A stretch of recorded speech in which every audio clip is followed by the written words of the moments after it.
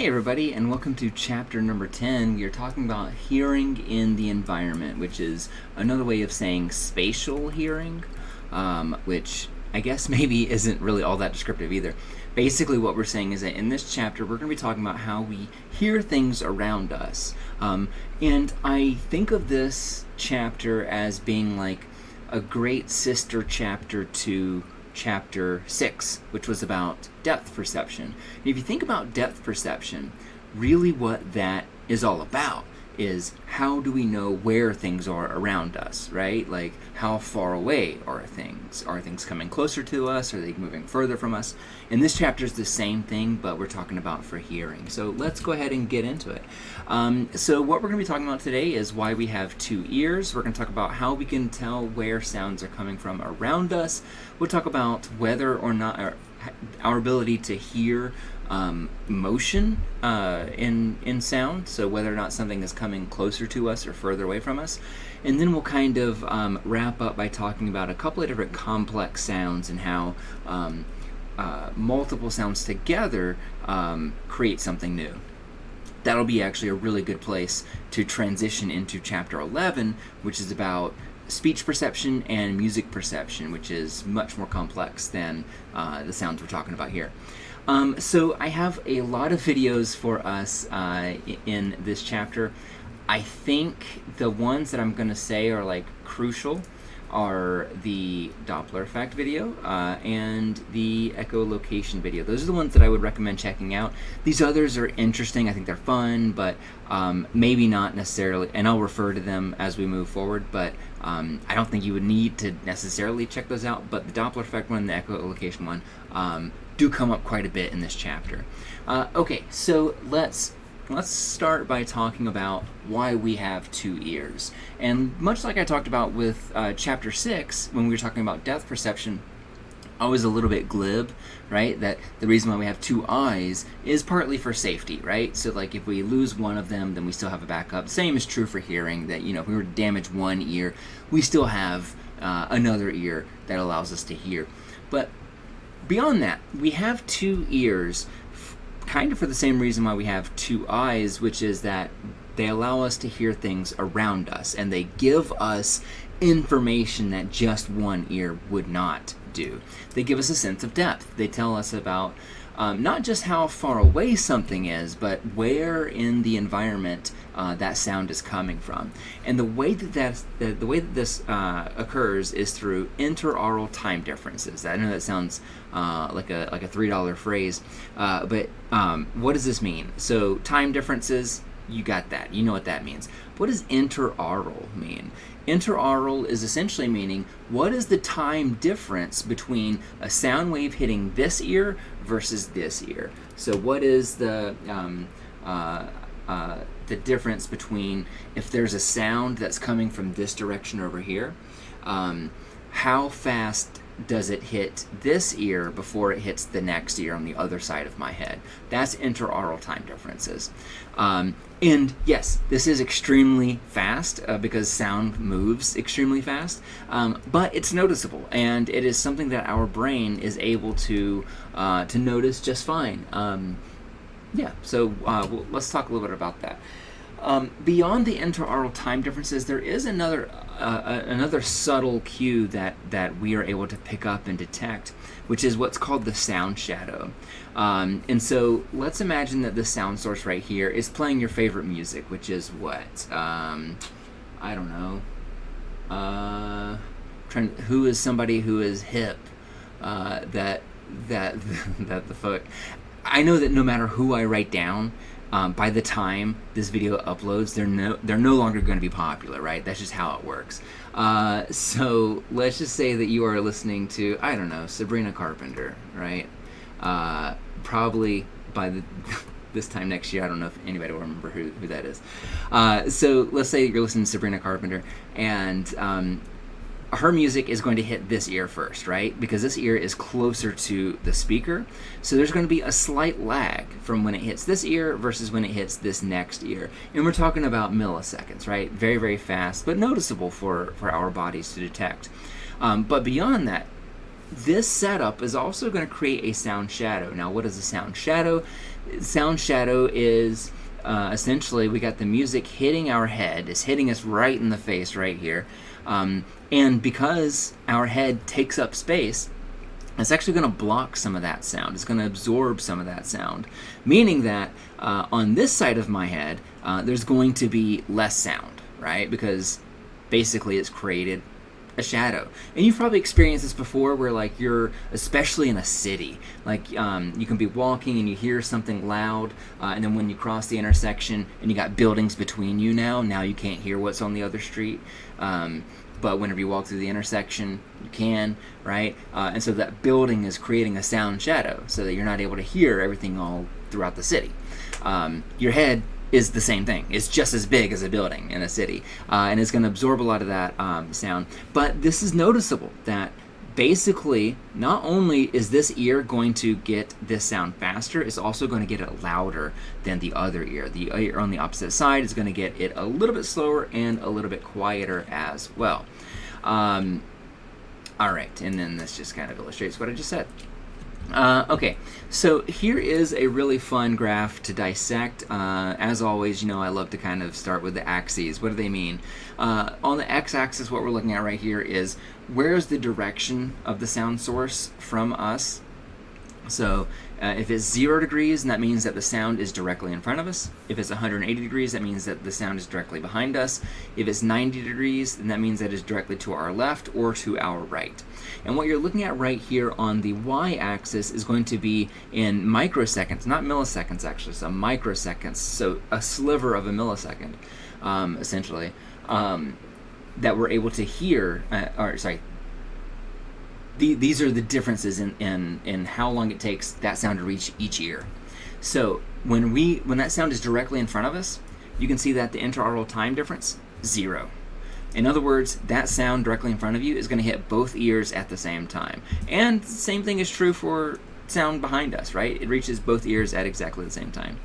Now, if we are looking at sounds that are directly to our left or to our right, that's when we can see that we have the largest interaural time difference, which makes sense, right? Because if it's directly to my left, then it could not be further away from this ear over on this side. And then you can kind of see how it gently moves up and gently moves down. So this function right here is part of what is able to tell us where we hear sounds and what direction it might be coming from. This slight difference in the time that it takes sound to reach each ear. So it gives us this sense of depth.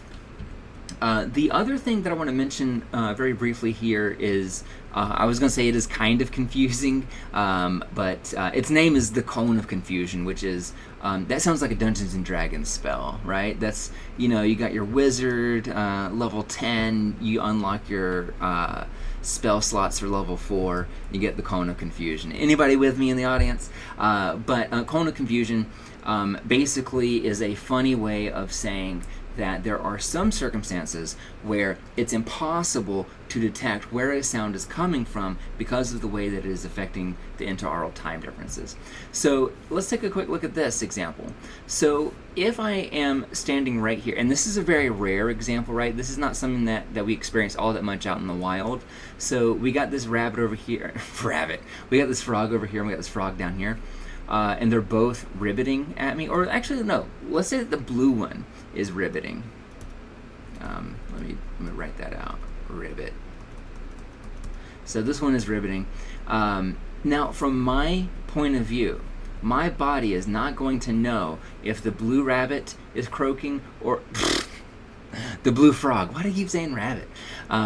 Because of ribbit, I guess. The blue frog is ribbiting or the green frog. I would not be able to tell the difference. Now, why wouldn't I be able to? The reason why is because if you look at the sound that's coming from each of these, based on their unique positions, that essentially this ear is going to get the sound first compared to this ear, and the interaural time difference is the same. So the interaural time difference for the blue frog and the green frog are identical, so I wouldn't be able to know which of these frogs is croaking at me. Now, if I wanted to know, there's a really easy solution. I can just turn my head. Because if I turn my head, let's say that now I turn my head, and I'm looking directly at this blue frog, now the interaural time difference of the blue frog is going to be 0. And the interaural time difference of the green frog is going to be much more exaggerated based on the position of my head. So just turning your head can change your ability to be deceived by the cone of confusion.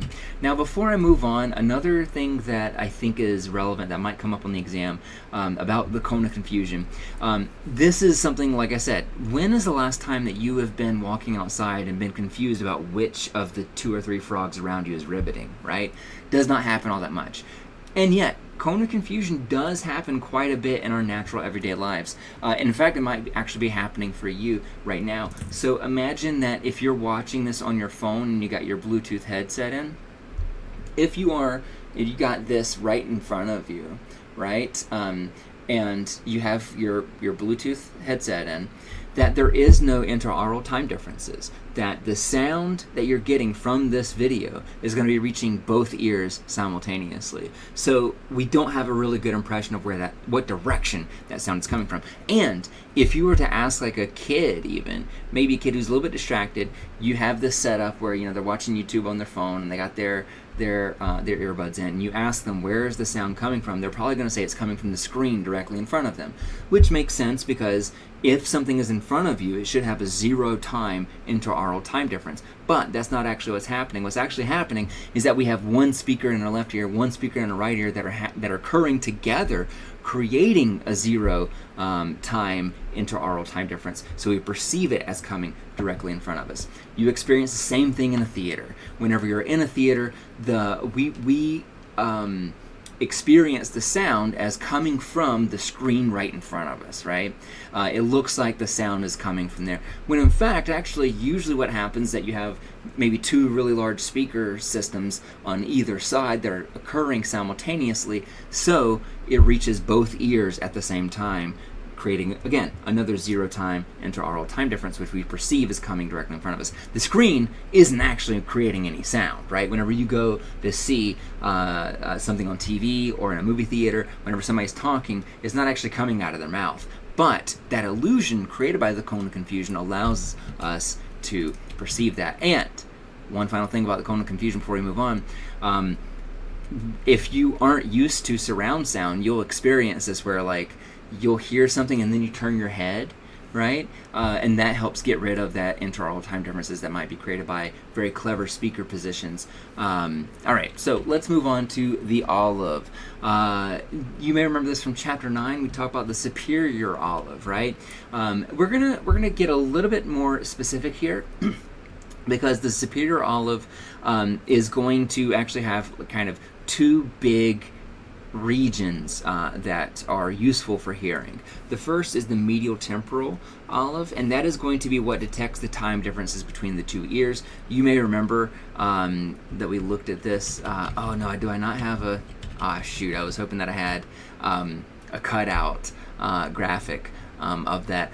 I will probably put it in the slides whenever I upload it, so that way you can see it. But the medial temporal olive, that's going to be what detects the time difference, and then the lateral superior olive is going to be where the auditory nerves from both cochleas are going to synapse. So it is kind of that relay station that is going to send information out to help us understand stuff from your right ear being processed in your left hemisphere and vice versa. So, the way that how all this kind of comes together to work for us knowing where sounds are coming from around us. Whenever you have that Sabrina Carpenter song playing to your left, that sound reaches your left ear first. And what happens is that the ear that's closest to that sound is going to have excitatory connections. In other words, the connections that kind of mediate and carry that signal are going to be more efficient. I was going to say they're going to be strengthened, but I didn't want to use that phrase because the action potentials aren't stronger, right? We talked about that all semester, that again, the only thing that the brain understands is are action potentials faster, slower, or the same speed as before. And so in doing this, whenever we hear a sound from one side, essentially that ear is going to have very efficient connections for that particular sound, and the other ear that's in the sound shadow, the ear that's furthest away, is going to be inhibited. In other words, it's not going to be as efficient in carrying that signal. And this is part of what helps us kind of focus on sounds that are around us. There's a good reason why whenever you're talking to somebody, and if you don't understand them, you kind of tilt your head, maybe you kind of point your ear a little bit at them. What happens whenever you're doing that, you're pointing your ear, you're going to be exciting those connections that are on that side, and hopefully processing that a little bit more efficiently, a little bit more clearly. Okay, so let's talk about localizing sound. So how can we determine the direction of sound and its distance? So the distance of sound boils down to a couple of different things. One is going to be the relative intensity of that sound. And I know this is going to sound very obvious, but and I say this in some of my other psychology classes, sometimes whenever you're learning about senses, this stuff feels a little bit like common sense, and it kind of should be, because if you think about it, you've been experiencing these things throughout your life, like from childhood to adulthood. You've been hearing things, you've been seeing things, so it makes sense that you may have noticed how some of these things work. So for relative intensity, usually speaking, the louder a sound is, the closer you are to it. I know that seems extremely obvious. So imagine if you are walking to a stadium. You pick your stadium. Maybe it's a hockey rink, maybe it's a baseball field, maybe it's a football field or a soccer game or whatever. Generally, you can hear it before you see it, right? They're going to be playing loud music, there's going to be chants and cheering and things like that. You're able to hear it from a distance. And you're probably able to get a good feeling for if you're getting closer based on how loud that sound is. The louder it is, the closer you are to it. Pretty simple. But what we find here is that as you move away, the intensity of that sound is going to decrease exponentially. So as you, let me think, another way to say this is think about Fechner's law for just another moment. Should I draw this out? How do I want to do this? I'm going to say volume is going to be over here on the y-axis, and then distance is going to be over here on the x-axis. And so we would have something a little bit like, how would this look? Sorry, I'm just trying to be careful here. It would look a little bit like this, a decelerating function. So let me unpack this for just a second. Whoops. Okay, hold on. Actually, let me label my axes first, and then that'll change the function of the curve. Okay, so I got loud up here, soft down here, close on this side, and then far on this side. So whenever things are far, they are going to be soft. And as we get closer and closer and closer, what happens is that this shoots up like that. So in other words, imagine again that you are making your way to Foxborough Field, or you're making your way to Fenway Park or whatever. You can hear it from a distance, and you're walking around the city blocks and you can hear it from a distance. And as you walk, you don't hear it get really that much louder. But imagine once you walk into the gates and you're there. Once you walk into admission, it gets louder and louder and louder with each step you take. That is what we are seeing here. That's what we mean by this inverse square law. That there's kind of this exponential function that as you move further away from the from that stimulus that's creating that sound, is going to plummet in terms of its volume and then kind of plateau as you get further away. The other thing that we're able to detect are pitch changes. So pitch changes are divorced from volume. You don't even have to think about volume here. That basically the frequency of a sound is going to be related to how far away it is, because sound is not perfect. It does lose its energy as it travels across space. It has resistance as it moves through water or as it moves through the air and things like that. And so if you are playing a sound, by the time it takes that sound to move, several hundred feet away, at that point, that sound, its frequency, is slowing down. The wavelengths are getting further away from each other, so it's essentially going to have lower and lower hertz. It's going to be a lower pitch as you move further away from that thing. As you get closer to it, it's going to be higher pitched. And those of you that like NASCAR, you know this quite well, right? Because on NASCAR, or I would assume probably Formula One, that might be more popular in this part of the country, I don't know. But or any kind of race, that you'll have like a camera set up on the racetrack, and then you see the cars coming, and it's like this is going to sound really weird, but it's going to be like a sound like woo, woo, woo, woo, right? Because we have it start low, and then it gets high, and then once it moves past us and moves further away from us, then it gets low again. So pitch changes happen because that sound wave is going to lose its energy as it travels across distance, and this brings us to the Doppler effect. The Doppler effect is a phenomenon that shows how pitch and volume change as an object creating that sound is moving. And so now would be a really good time to check out that video titled Doppler Effect at the very beginning of the lecture slides. It's a really fun video that has like some dad with his parents, some dad with his kids in the park demonstrating the Doppler effect in the most obnoxious fashion.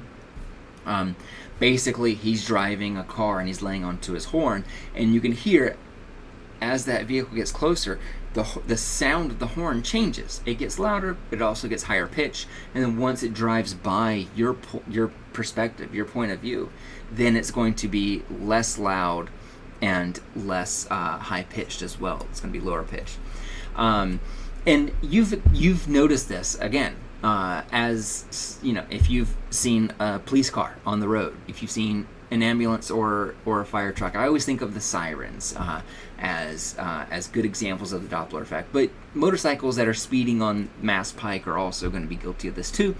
That as something is far away, you can kind of hear it low and rumbling, and then as it gets closer, and it passes you by, it totally changes that sound. Now, the reason why this happens is because of compression of sound as it moves across a distance. And I'm going to come back to some of these ideas in just a second. But I want to highlight a couple of things here first. So let's say that this car right here is just idling. It's not moving, and somebody is laying down onto the horn. They're honking their horn. They're laying down on it. If I am right here, or if I am right here, that sound is not going to change. It's going to be the same, right? Depending on wherever I'm at, it doesn't make a difference. That sound is going to be the same. If this car is moving, though, something strange happens, which you can see here. This car is moving forward, and as it's moving forward in space, is actually kind of catching up with the sound that it is emitting. And so it compresses that sound wave, which gives it an even higher pitch sound than it would have naturally had. So that's why sometimes these police cars, whenever they're flying by you, their sirens sound extra high pitched, because essentially they have compressed those sound waves by traveling with them, or traveling basically with them, scrunching them up. Is there anything else I want to mention here? But this phenomenon is used to help us detect weather patterns, astronomical. Is that the right word? It's not astrological.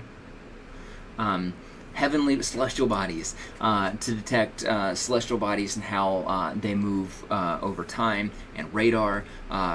So radar, for example, and we're going to look at this when we talk about echolocation. The way that radar works is, you got this. Let's say that you're in a submarine. I feel like I always see sonar with this, right? and then you got an enemy boat over here. And you can't see it, right? Because the ocean outside is very, very dark. And so how do you find this? One way to do that is with radar, which emits a pulse of sound, and it's going to move out away from our submarine. It's going to hit this submarine, and now it's going to bounce back like an echo. Now, there might be something, let's say there's like a wall way out here, or this is the beach, so this is the end of the water. As this sound moves, it's going to get lower and lower pitched. It's going to reach this, ocean shelf, and then it's going to come back to us. But as you can see, or how I try to demonstrate this, those sound waves, those wavelengths are getting longer and longer and longer as it travels. So if I have another ship out here, I will know which of these is closest to me because this sound is getting back to me faster and at a higher pitch. And so that helps me know where things are around me, or how far they are.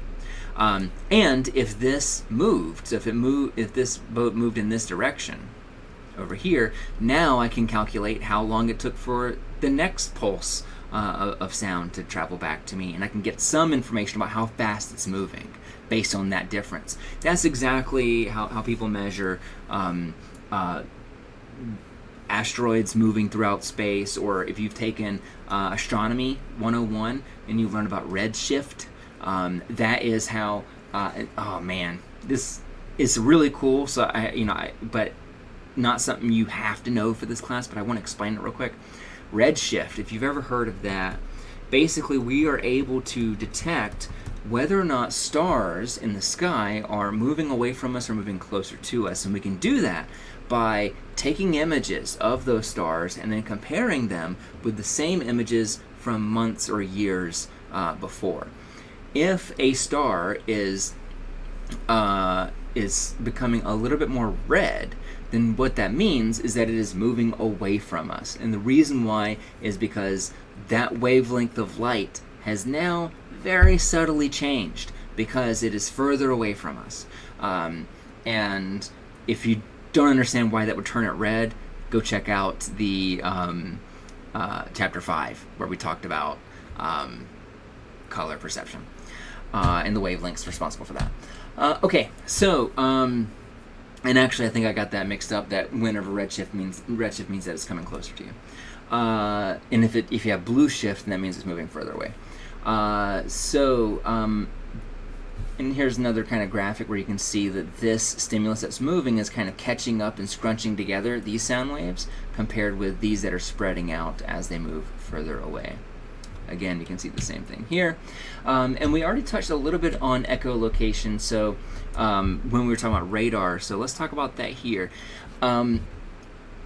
Does hearing get better when we lose our sight? This is a very common trope that we see in the media, where when you have somebody like Daredevil from that Marvel show on Netflix,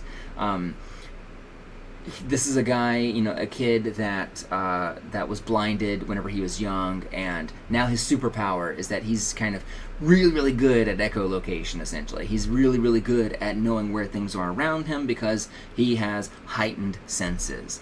And this is, again, not an unusual trope. I feel like you'll see it. I don't know. I just watched this movie not that long ago, so I got it on the brain. There was a movie called Scent of a Woman. Came out in, I think, 1992, starring Al Pacino. It won him the Oscar for Best Actor. But he plays a blind guy, and part of the thing is that he's like a really good listener, and he can detect a lot about smell because he's not able to see things anymore. And this is tricky. Your senses don't get better whenever you lose one sense. So if I lost my hearing, my vision is not going to get better. If I lost my vision, my taste is not going to get better. However, our perception does get better. Now, what does that mean? What is that distinction here? Because that's really, really tricky. Basically, if I were to go blind, my ears, so the mechanics that allow me to be able to hear, are not going to get better. They're not going to get more sensitive. They're not going to get, a more accurate tuning. But the way that I process that information does change. Maybe now that I can't see, now I know to pay attention to specific sounds, and maybe now I'm picking up on how sounds change in the environment around me as I'm moving and as others move around me. Maybe now that I'm non-sighted, maybe I can appreciate the differences of an incline in a sidewalk, or the handrail of a stair that may not be completely smooth, or whatever. So when you lose one sense, the other senses don't get better, but our brain gets more efficient and better at interpreting the signals from our other senses. So that's why I'm kind of walking this line here, because I want to be careful. Losing one sense doesn't make the other ones get better, but it gives us an appreciation for our remaining senses. We are better able to interpret what those signals are telling us. And part of that is because of neuroplasticity. And I don't think I wrote that word out here, but that would be a good word to know. That essentially, if I were to lose my vision, think about my occipital lobe. That's a lot of real estate that can process vision that's now no longer processing vision or incoming visual signals. And so what might happen is that the other senses are then going to recruit those inactive parts of my brain. Well, I say inactive, they're not used as much. So it's not uncommon for someone that has lost their sight to now start processing navigation based on hearing in their visual cortex. We'll see this a little bit more in chapter 13 when we talk about reading Braille, when we talk about touch.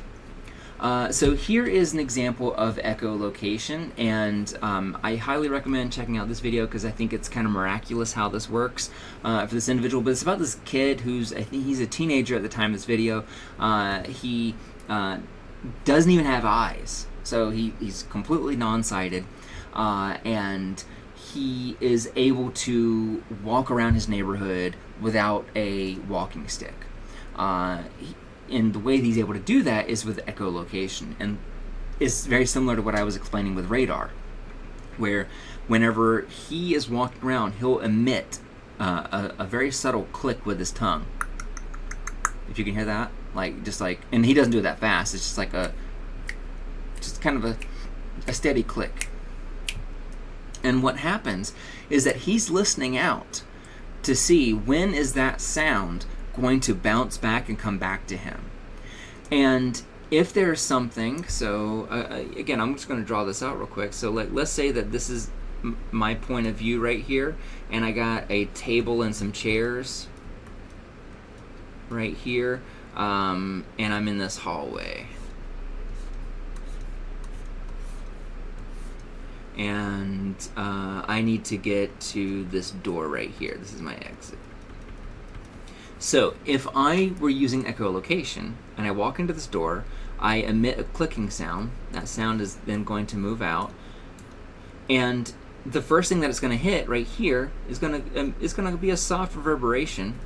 And as it comes back to us, that echo, that very, very minimal echo, is going to hit this ear first before it hits this other ear. Interaural time differences, after all, right? And that difference tells us, or tells this individual who can do echolocation, where that stimulus is in front of him. And that's how echolocation works. Is basically by using interaural time differences. And echolocation, obviously, humans aren't the only species that can use it. Bats use it all the time. Dolphins use it all the time. And it's the same principle, where the dolphins and the bats, they are emitting a high-pitched frequency usually, and then they are listening for when that pitch comes back to them, because that tells them where things are around them. Not just how far away it takes for that signal to come back, but also which side of their head it hits first, because that tells us about the interaural time differences, which tells us the direction in which it is. This figure right here, this neuroimaging data is really, really interesting. This is a control participant, so this is just an individual who can see, and this is an individual who cannot see and can do echolocation. And what we see is that the areas of their brain that are responsible for processing visual information are now going to be picking up the burden of processing that info. Basically, this real estate that used to be maybe used for vision is now being used to help us navigate and help us detect and process these interaural time differences. All right. And then I mentioned, you can think about how this relates to the Doppler effect, because again, it's all about like hearing a sound. If it comes back lower pitch, then we know that it's further away.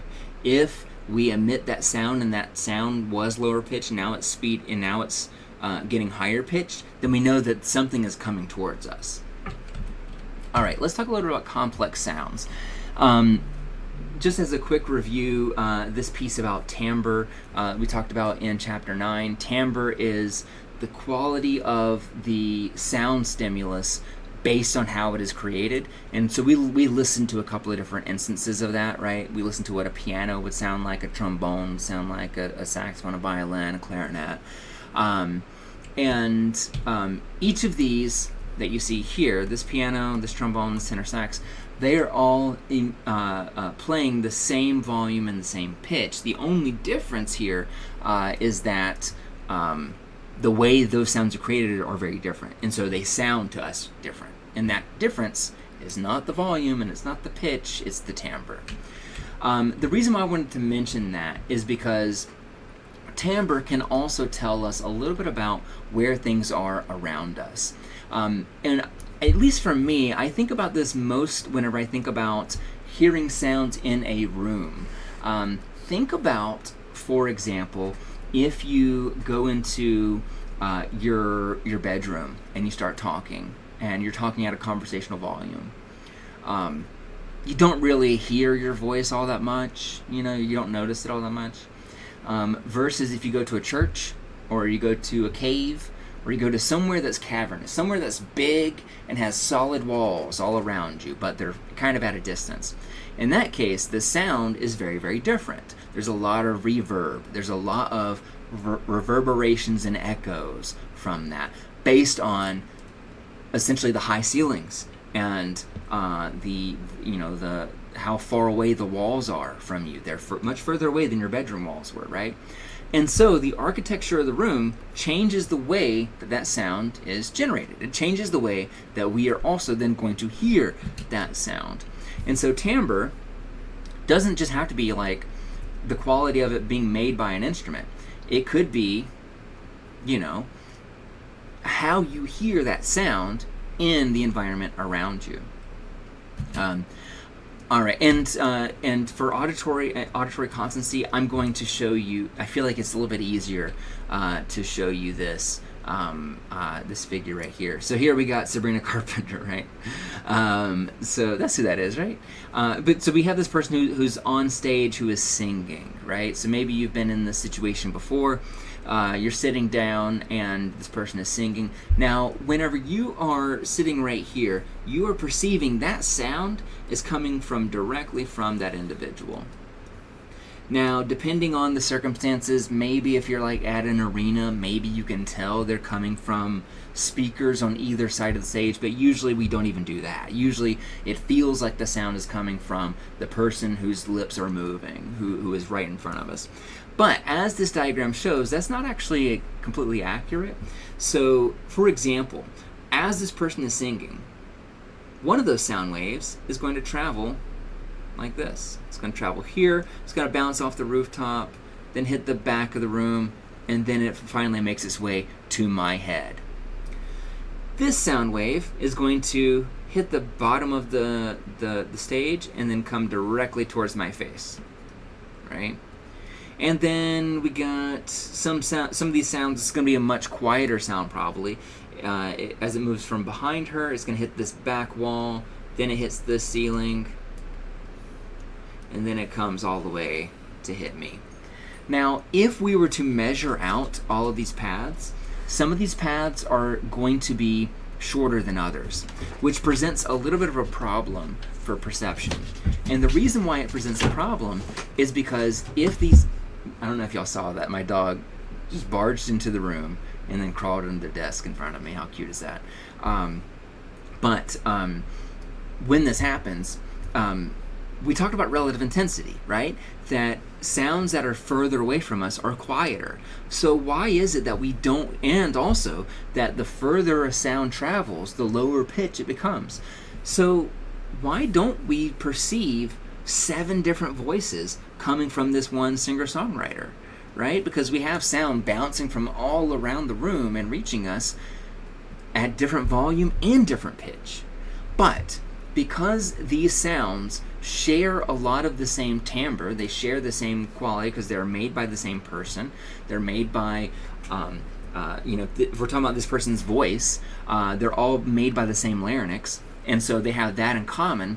And then we have auditory constancy, which kind of fuses that together so that we discount the effects of any kind of distance effects or echo from that. And so I try to compare that to color constancy. If you remember that from chapter 5, how we were talking about how like our brain automatically discounts the effects of shadows or the luminant surface of a stimulus. Same thing for hearing, as you can see here.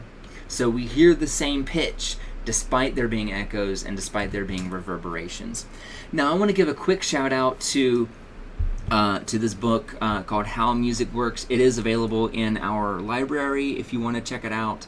You can probably find it online, honestly, for pennies or for free.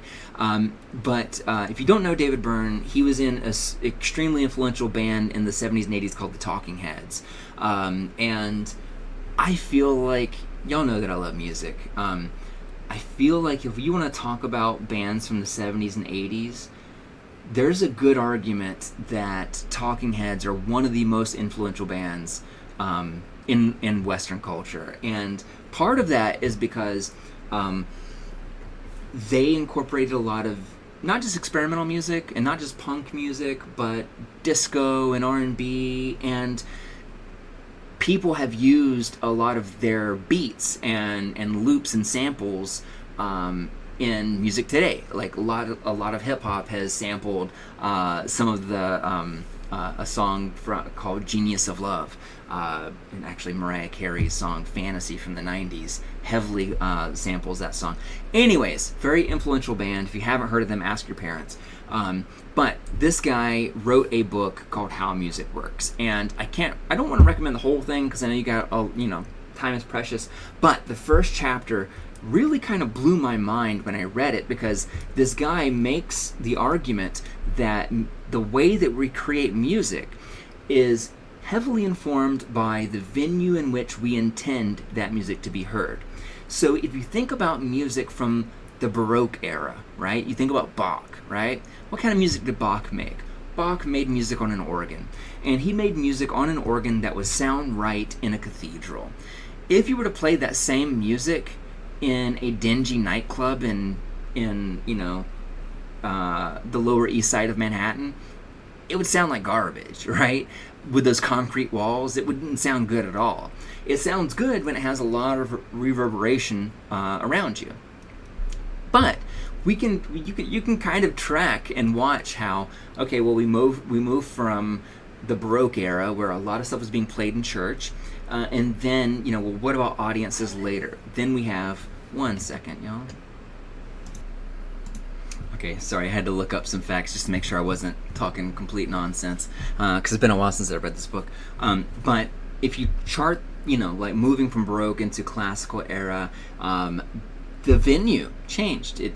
People were no longer exclusively listening to music in churches. Now, music was becoming secular, and people were playing music in concert halls and amphitheater. Well, actually, I don't know about amphitheaters, but in listening rooms and things like that, in palaces. And then from there, when we start looking at, think about the blues. Where is the blues usually experienced? Either that is outside or it is in a tavern or a bar, and so that changes how we create that music so that it'll sound good in a bar. And again, like if you track it to today, generally speaking, a lot of music sounds best whenever you listen to it with headphones, right? Versus if you were to hear it live, a lot of stuff doesn't really sound all that good live, which is why you have a lot of people kind of cheating live and doing a lot of backing tracks and vocal modulations. Anyways, the whole point here is that timbre informs music, and that's really kind of interesting. The way that genres of music are kind of a response, not just to trends in what's good, but how we consume that music. So if we weren't using Bluetooth, if we weren't using earbuds, if we weren't using headphones to listen to most music these days, I don't know if we would be listening to such music that was so highly synthesized and electronic and produced. All right. And then quick shout out, if you haven't seen the concert film Stop Making Sense, maybe one of the best concert films of all time. Very, very cool. All right. So we're entering into the final stretch here.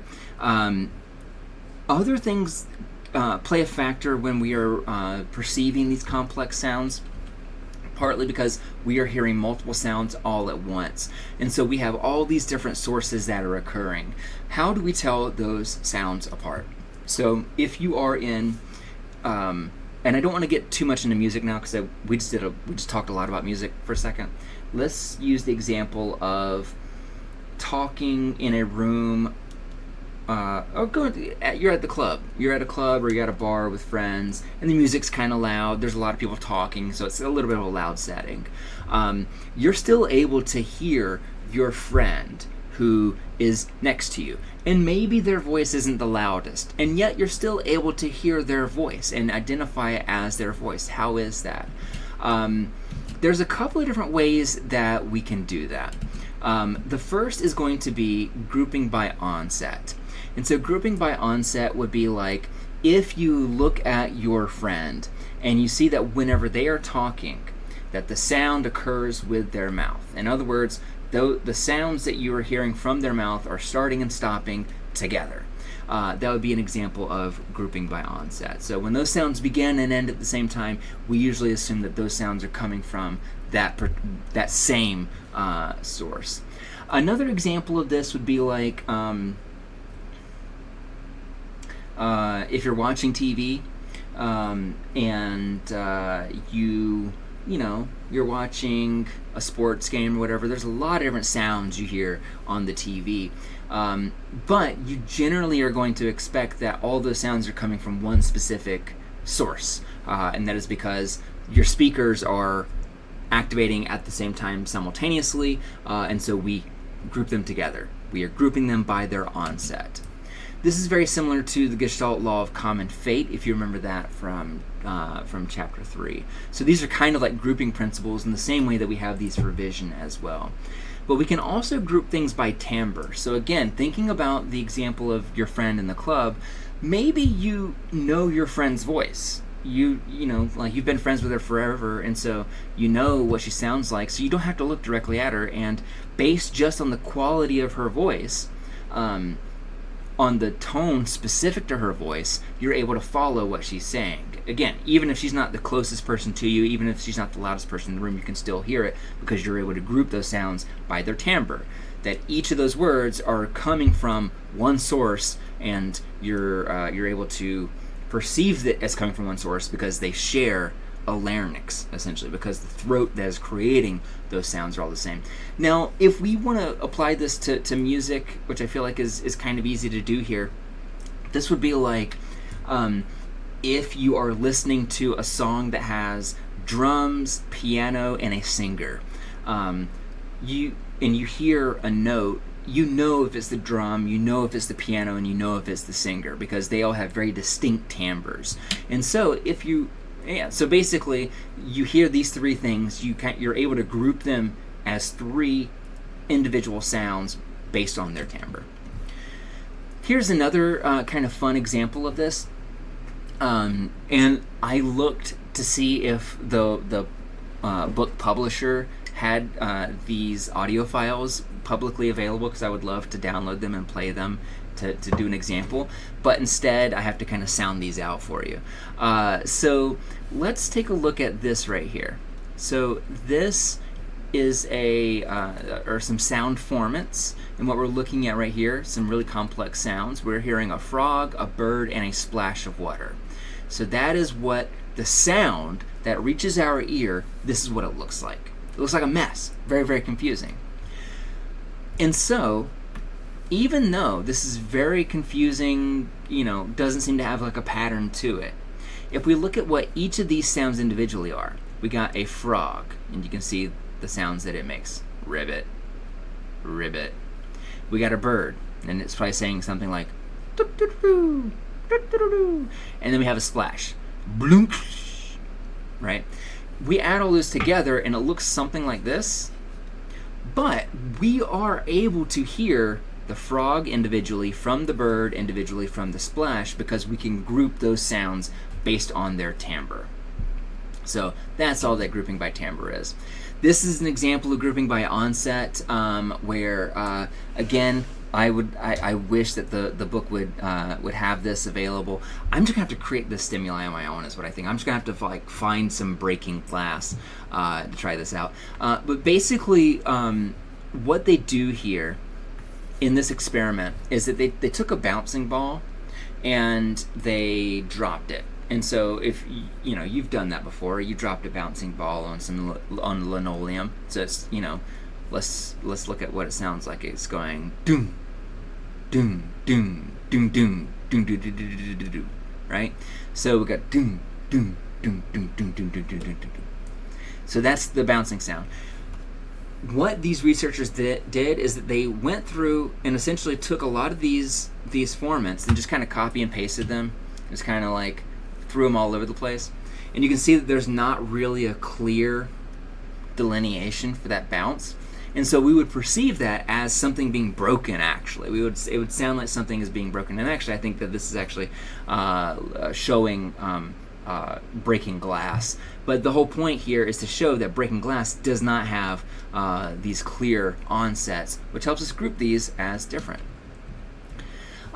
Finally, in terms of complex sounds, we have harmonics, and this is a little bit hard to describe. We're going to come back to it again in the next chapter.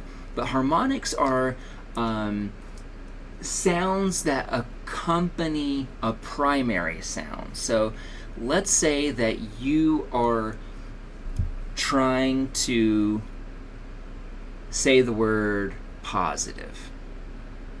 And you say the word positive. If I wanted to, I could measure the volume at which you're saying that, and I could measure what pitch you're saying that. Are you saying that as a D flat, as a G sharp?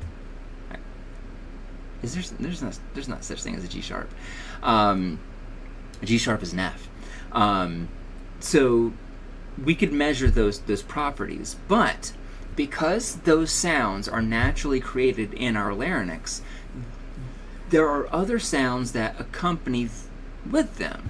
And we know this to be true because if they didn't, it would be a sine wave. It would be that pure tone that we saw from chapter 9. So when we talk, it doesn't sound like doo, right? That there's more to it. And the more to it, quote unquote, that is our harmonics. That is what gives our voice its character. And so, and again, this is a little bit tricky, and if you don't get it just now, that's okay. I feel like chapter 11 will kind of further kind of explain some of these ideas. That most noises that we have around us are going to have harmonics. They're going to have other sounds that accompany that primary sound that we are interested in.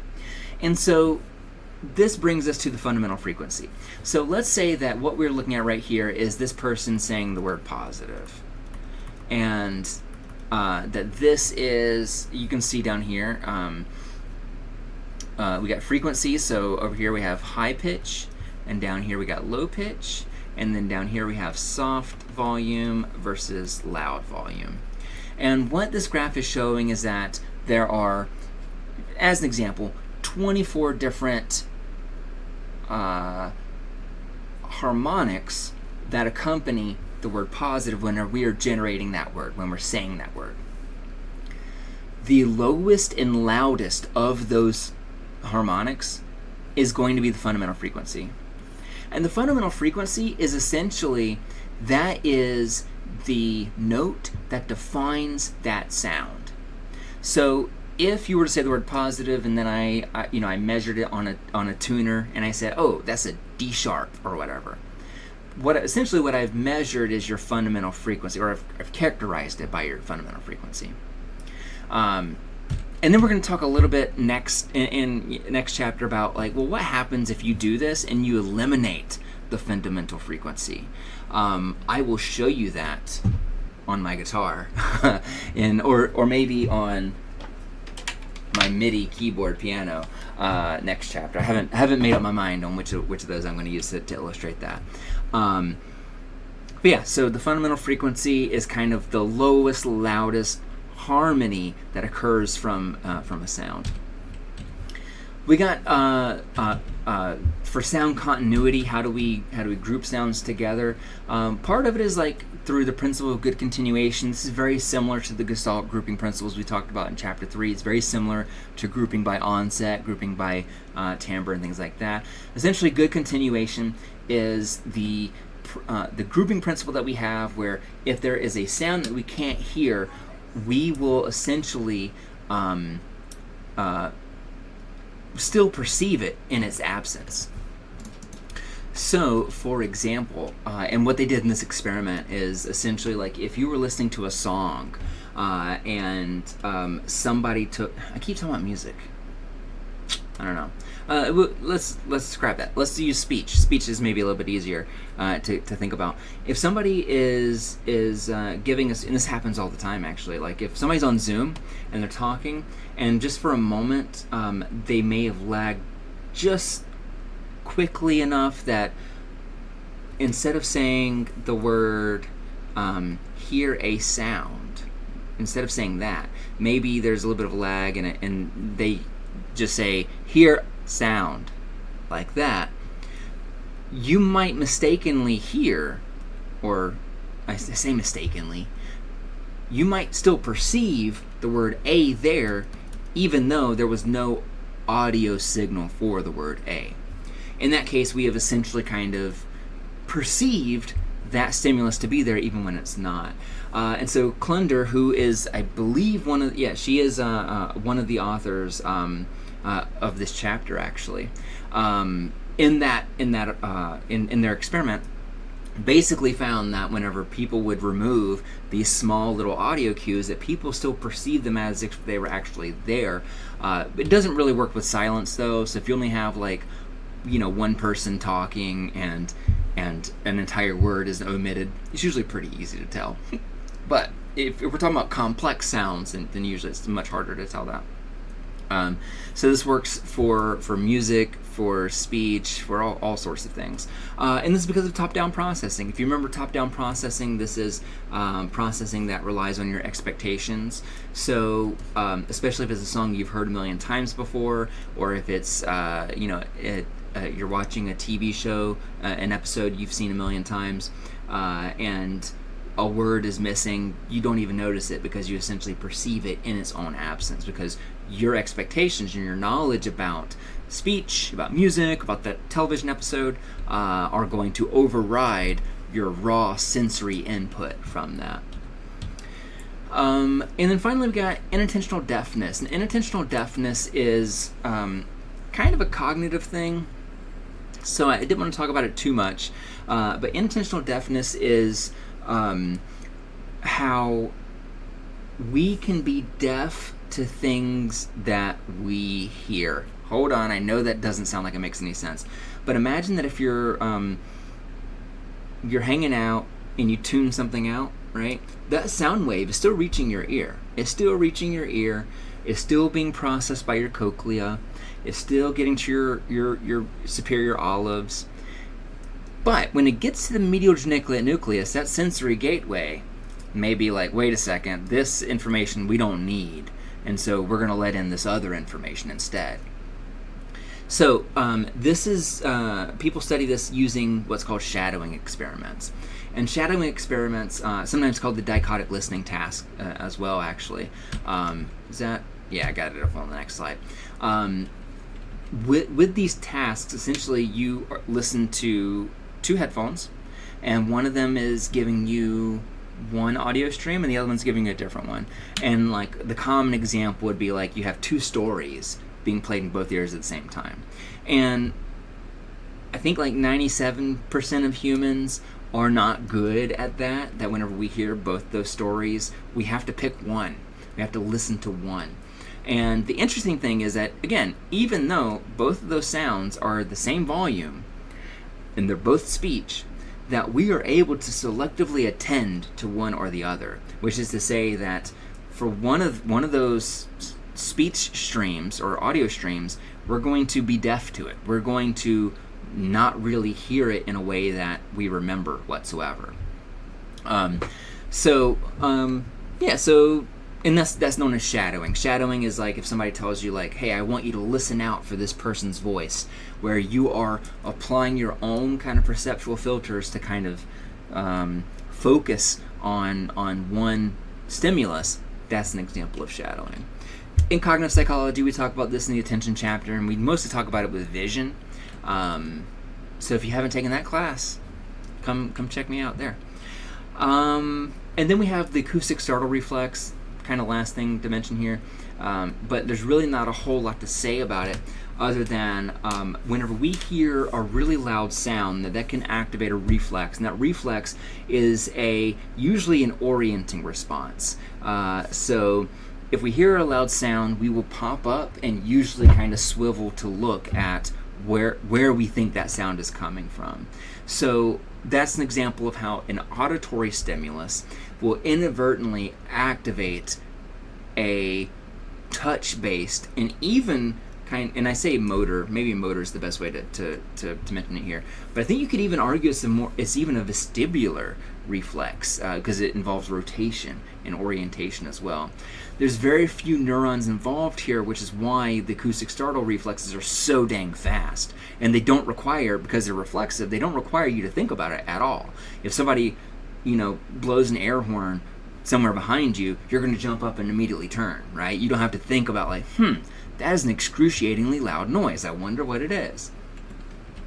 And that's it. And so I got a video for the dichotic listening task if you want to check that out with music. This is from the Velvet Underground, extremely influential band from the 60s from New York. All right, and that's it. So thank you so much for tuning in. If you have any questions, let me know. Otherwise, I hope you have a great day, and I will see you on Play-Doh. Bye-bye.